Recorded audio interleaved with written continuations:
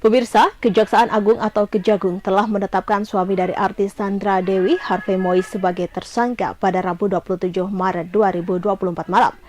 Penetapan tersangka terhadap Harvey Mois karena terlibat dalam praktik dugaan tindak pidana korupsi terkait tata niaga komoditas timah di wilayah izin usaha pertambangan atau IUP PT Timah.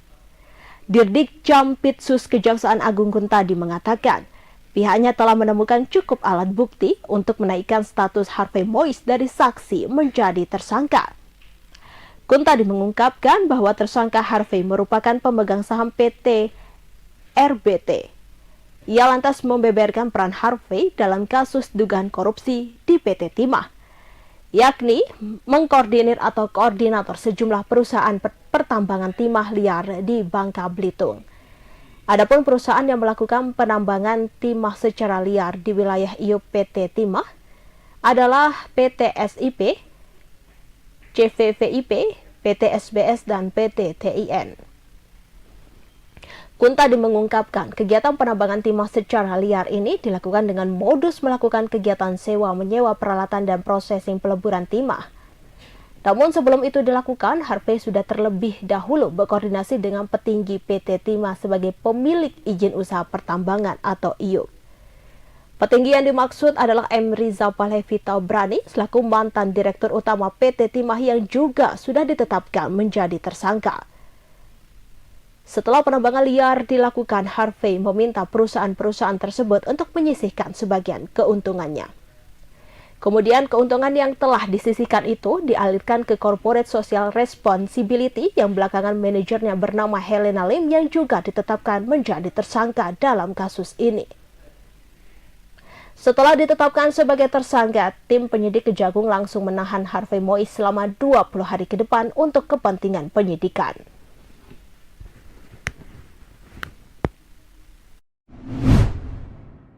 Pemirsa, aktris Sandra Dewi memilih menutup kolom komentar akun Instagram milik pribadinya setelah suaminya Harvey Mois ditetapkan menjadi tersangka dan ditahan. Sandra Dewi terlihat menutup unggahannya hingga seminggu terakhir. Sandra hanya membiarkan satu unggahan tetap terbuka kolom komentarnya. Unggahan itu merupakan repost dari akun media sosial usaha emas miliknya. Sementara itu, aksi Sandra Dewi menutup kolom komentar sejumlah unggahannya di Instagram itu rupanya menjadi sorotan netizen. Seperti diketahui, suami aktris Sandra Dewi, Harvey Mois, telah ditetapkan sebagai tersangka kasus dugaan tindak pidana korupsi oleh Kejaksaan Agung. Harvey menjadi satu di antara 16 tersangka yang sudah ditetapkan dalam kasus dugaan korupsi tata niaga komoditas timah wilayah izin usaha pertambangan atau IUP PT Timah tahun 2015 hingga 2022. Selama 20 hari ke depan, Harvey ditahan di Rutan Salemba, Cabang Kejaksaan Negeri Jakarta Selatan. Sandra Dewi diketahui menikah dengan suaminya Harvey Mois di Disneyland, Tokyo, Jepang pada 8 November 2016.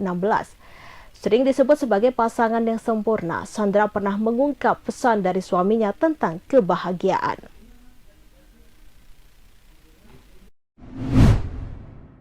Pemirsa, Anda kembali dalam Sekilas Jawa Timur. Harga tomat di Kabupaten Jember masih bertahan tinggi alias mahal memasuki pekan ketiga Ramadan. Seperti yang terpantau oleh reporter tribunjatimtimur.com di Pasar Tanjung Jember. Harga tomat di pasar terbesar di Kabupaten Jember itu rata-rata mencapai Rp30.000 per kilogram. Harga tersebut merupakan harga terkini di hari ke-16 puasa pada Rabu 26 Maret 2024. Hamidah, seorang pedagang di Pasar Tanjung, menyatakan bahwa harga tersebut terjadi sejak 2 hari ini. Padahal pada awal Ramadan masih Rp20.000. Menurutnya kenaikan harga tersebut karena ketersediaan tomat dari pemasok juga terbatas. Sehingga hal tersebut membuat barang langka di pasaran. Kenaikan harga tomat tersebut membuat para konsumen lebih memilih membeli eceran. Mereka tidak mau membeli dalam jumlah besar. Jika tomat masih mahal, tidak demikian dengan harga cabai merah besar. Komoditas ini sudah berangsur turun, bahkan kini sudah menyentuh harga Rp25.000 per kilogram dari sebelumnya Rp85.000, lalu menjadi Rp60.000 per kilogramnya.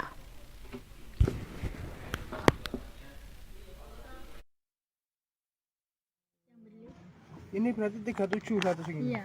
Ini berapa liter ini? 2 liter ya? Iya. Sempat diprotes sama pembeli apa enggak dengan kenaikan? Ya enggak, kalau Senko sudah tahu memang kalau Senko itu paling bagus. Nomor 1 dari minyak lainnya. Kalau minyak kita itu berapa sekarang? Kalau minyak kita itu belinya 13 kayaknya, 13,5. Jualannya 14. Oh, masih sekitaran itu ya? Iya. Oh.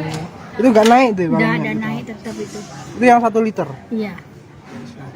Kalau minyak curah belum tahu ya Bu? Kalau minyak curah belum tahu harganya berapa. Saya yang tahu ini kayak Sanko, kayak Bimoli, lainnya tidak tahu.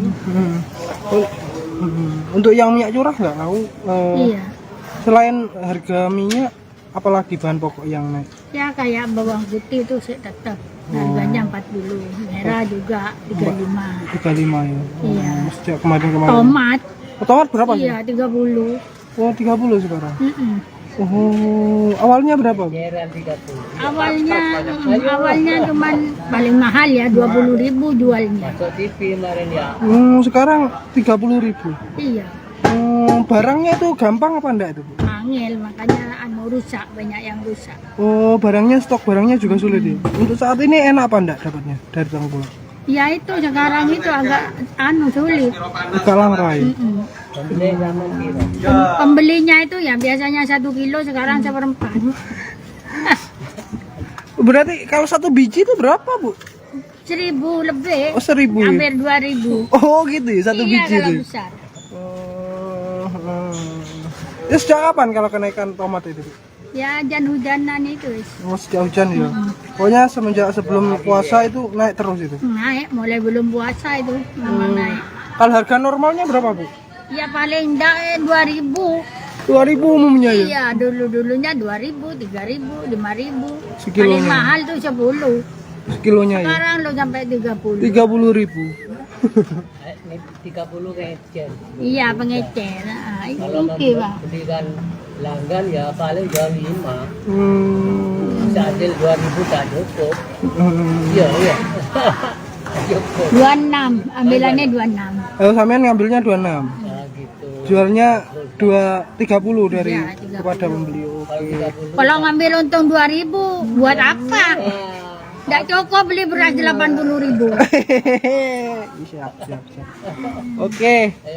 ayo pindah Mbak Yem. Ini Mbak Yem belum pulang. Ayam pulang. Oke. Kalau capek relatif turun ya Bu? Buat apa? Nggak cukup beli beras 80.000. Ada berhadapan dengan hukum atau ABH berinisial RMA diseret ke Mapolres Ponorogo. RMA yang berusia 17 tahun diketahui meracik petasan.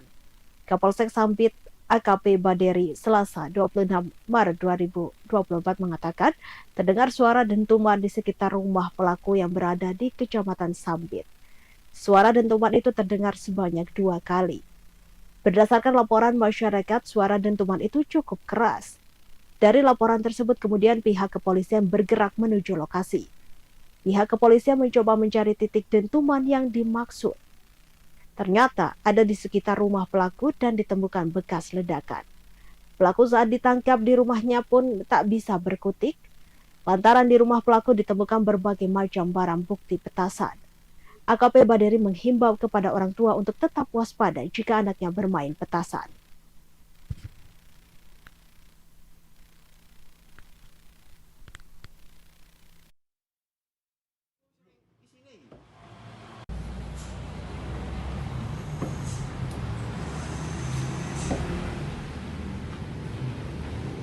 Harus dicekin.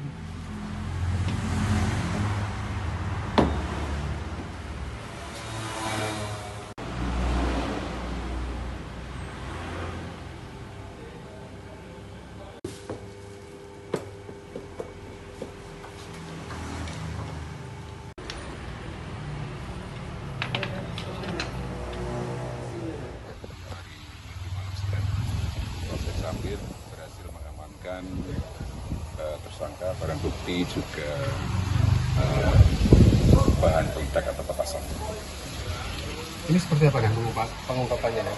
Pengungkapannya berdasarkan laporan dari masyarakat, kita juga mendengar ada suara dentuman yang cukup keras yang terjadi di daerah desa yang ada di Sambit. Kemudian selang beberapa saat ada pelapor juga ke kita, sehingga kita langsung bergerak menuju lokasi. Berikutnya kita mencari dan pada titik temu di sana, di situ juga ada bekasnya juga, bekas ledakan. Kemudian kita langsung mencari di sekitaran. Alhamdulillah kita juga mendapati tersangka juga bahan badak, ternyata juga betul-betul yang bersangkutan diakui. Dan setelah kita geledah juga di rumahnya, kita menemukan juga banyak selongsong petasan, ada 39 macam itu ya, mulai dari besar yang kecil, ada semuanya. Termasuk juga serbuk petasan lebih kurang sekitar 2 kilo. Itu dia dapatnya dari mana? Dari online itu, dari online. Racik sendiri itu ya? Kemudian yang bersangkutan dengan tutorial yang ada di YouTube diracik sendiri. Dan ini diproduksi mau dijual atau dipergunakan di Kalau pengakuan kemarin itu mau diledakkan sendiri di saat nanti jelang lebaran. Ini pelaku bawah umur ya? Masih di bawah umur. Pemirsa, Polres Malang telah memetakan titik rawan kemacetan di wilayah Kabupaten Malang selama Hari Raya Idul Fitri. Di sisi lain, jalur alternatif untuk mengatasi kepadatan arus lalu lintas juga telah disiapkan. Kasih Humas Polres Malang, Ibda Dika Ermantara mengatakan, untuk titik rawan kemacetan ada di wilayah Malang Utara mulai dari exit tol Singosari menuju ke arah Batu. Kemudian di kawasan tengah, rawan kemacetan terjadi mulai dari Jalan Raya Kebon Agung, Kecamatan Pakis Aji hingga ke arah jalur lingkar barat atau Jalibar Kecamatan Kepanjen. Selanjutnya, titik rawan kemacetan juga ada di Simpang 4 Talang Agung hingga ke Sloro Kecamatan Kromengan. Bahkan, pada saat Lebaran juga memungkinkan terjadinya kemacetan yang menuju ke arah wisata. Antara lain di Poncokusumo yang mengarah ke wisata Bromo. Berdasarkan tahun-tahun sebelumnya, jalur ini selalu macet oleh wisatawan yang menuju ke Bromo. Sehingga jalur ini menjadi atensi bagi pihak kepolisian. Selain menuju ke arah Bromo, kemacetan ke arah wisata juga terjadi di wilayah selatan yang hendak menuju ke pantai selatan. Jalur ini menjadi rawan kemacetan karena akses menuju ke sana jalannya sedang rusak. Untuk mengantisipasi kemacetan, ada beberapa jalur alternatif yang bisa digunakan untuk menuju ke pantai selatan. Jika semula untuk menuju pantai selatan melintasi Bantur, bisa melewati jalan di arah Dono Mulyo maupun Sumber Manjing Wetan. Di sisi lain, untuk menghadapi libur Lebaran, Polres Malang akan menggelar operasi Ketupat Semeru 2024. Kemudian mendirikan pos pengamanan dan pos pelayanan serta pos pantau. Di antaranya ada 8 pos PAM di Kepuhatjo, Lawang, Pakis, Tumpang, Jalibar, Sloro, Dampit, dan Bantur. Kemudian 1 pos yang di Karanglo, lalu ada pos pantau di Kebon Agung, Kendal Paya, dan Karangkates. Yang terbaru ini ada pos bergerak. Masa pro dan kontra pemilu 2024 terlibat kericuhan saat menggelar aksi demonstrasi di Patung Kuda, Jakarta Pusat pada Rabu 27 Maret 2024. Ray selaku koordinator aksi dari masa pendukung hasil pemilu mengungkap kronologi versinya penyebab kericuhan terjadi. Menurut Ray, kericuhan itu bermula dari kubu penolak hasil pemilu 2024. Saat itu ada sejumlah massa kubu penolak hasil pemilu yang mengacungkan jari tengah ke arahnya yang sedang berorasi di atas mobil komando. Bahkan beberapa massa menolak hasil pemilu mendatangi tempat Ray berorasi sembari terus mengacungkan jari tengahnya. Padahal menurutnya massa penolak hasil pemilu ditempatkan di sisi Jalan Medan Merdeka Barat. Lebih lanjut, ia pun menyebut lemparan batu awalnya berasal dari kubu massa penolak hasil pemilu. Melihat aksi itu, pihaknya lantas mencoba membalas. Tak hanya dengan batu, massa pro pemilu juga turut melemparkan botol air mineral dan bambu pegangan poster yang mereka bawa saat aksi. Pemicu kericuhan semakin memanas karena Ray dan satu rekannya yang menjadi orator dianggap terus memprovokasi massa penolak hasil pemilu. Tak sedikit juga para emak-emak yang ikut tersulut emosinya sembari mengeluarkan umpatan kepada massa tandingan.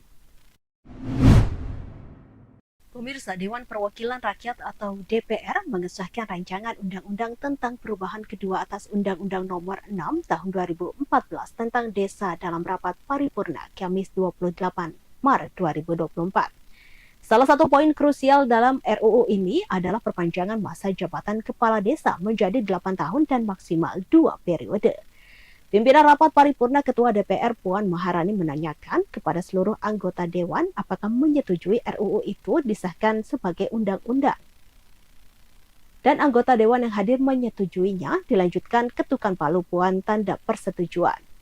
Sebelum keputusan itu diperoleh, Ketua Badan Legislasi DPR Supratman Andi Aktas menyampaikan laporan pihaknya mengenai proses pembahasan RUU Desa. Ia mengungkapkan RUU Desa terdiri dari 26 angka perubahan. Menurutnya, semua fraksi di DPR Republik Indonesia menyetujui untuk RUU dapat disahkan menjadi undang-undang.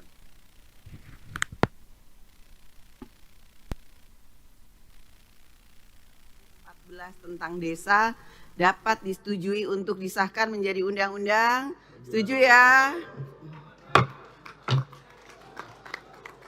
Rapat kerja dalam rangka pengambilan keputusan pembicaraan tingkat 1 atas hasil pembahasan RUU Desa beragendakan mendengarkan pandangan mini fraksi-fraksi terhadap hasil pembahasan rancangan Undang-Undang Desa.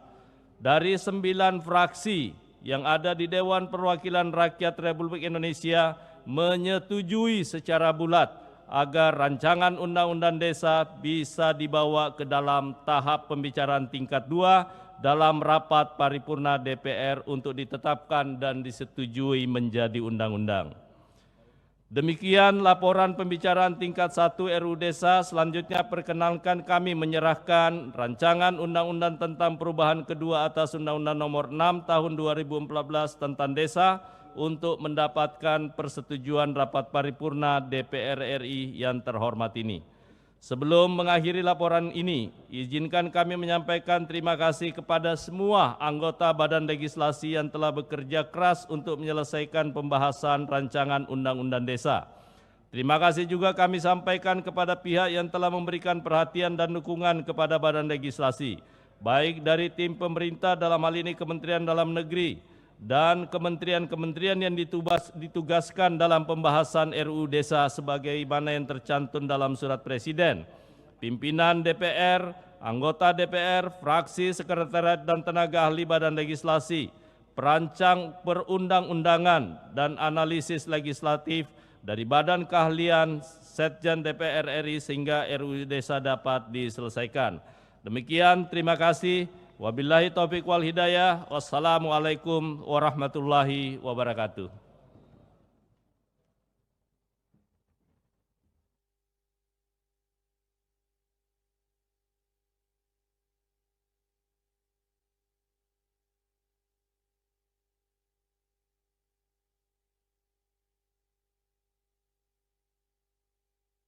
Ketua Badan Legislasi. Terima kasih kepada Ketua Badan Legislasi DPR RI yang telah menyampaikan laporan hasil pembahasan RUU tersebut. Selanjutnya kami akan menanyakan kepada setiap fraksi apakah rancangan undang-undang tentang perubahan kedua atas Undang-Undang Nomor 6 Tahun 2014 tentang Desa dapat disetujui untuk disahkan menjadi undang-undang. Setuju ya?